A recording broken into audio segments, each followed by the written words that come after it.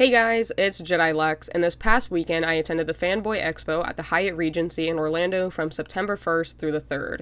This is a family-friendly pop culture event featuring celebrity guests, comic industry pros, cosplay, vendors, live entertainment, and so much more.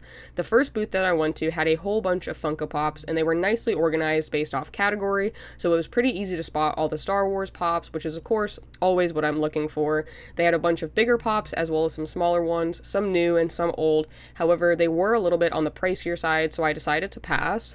I then went to go check out Gia Cobra's cells, which had a whole bunch of Star Wars related items, and I absolutely loved the coasters that she made, so I ended up picking up 4 of those. I then saw this really cool booth that had a ton of pins, so I got to look through the Star Wars ones, which was pretty neat. I then went to the TK Collectibles booth, which had Legos, games, cards, figures, and antiques, and I even saw this Grogu. I then went to the Hunter's Point collectible booth, which was by far the most stocked Funko Pop booth at this entire convention. They had Funko Pops along the insides, along the outsides, overhead. They even had some Funko sodas, and some of the more expensive Pops, like this Grand Admiral Thrawn, were on the outside with a plexiglass separating it, but they even had a little Star Wars section inside, so I looked through that. I then even got to see this really cool booth that had this $360 Obi-Wan Kenobi blue box, as well as this other booth that had a ton of really cool art, and I saw these really cool Star Wars pieces, so that was really cool to check out. I then ran to another booth which had a decent sized Funko Pop section, and they had a whole bunch of Star Wars Pops inside, so that was pretty fun to look at before going and getting to see this R2-D2 that actually moved. He made noise, he was rolling around the entire convention, and he was even taking photo ops with a bunch of people, including this Mandalorian.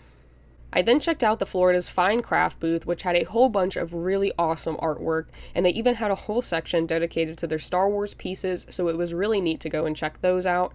I then visited the Space Ninja Sabers booth, which had a whole bunch of replica sabers, as well as some other custom pieces, and I have seen these guys at a few conventions so far. However, it's always cool to check out what they have in stock, because I have had my eye on this Canon Jarrus replica saber that I've wanted for a while, and maybe one day I'll add it to my collection. I then went to the Pop & Sons Collectibles booth, and these guys are official retailers of Funko and Loungefly, and they definitely brought the heat to this convention, and they're located in St. Petersburg. The last booth that I went to was the 501st Legion, because of course I had to save the best for last. They had a bunch of replica helmets, as well as some lightsabers and other weapons, and they even had this really cool pit droid just hanging out with them.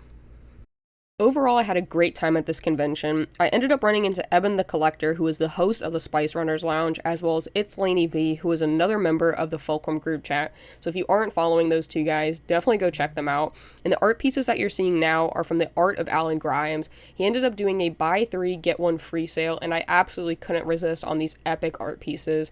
I also ended up getting the Jabba the Hutt blue box, because I have been trying to collect those subtly. And I also got the really cool coasters from Gia Cobra Cells, including the Ahsoka, Hera, Chopper, and Sabine, and I can't wait for next year's convention.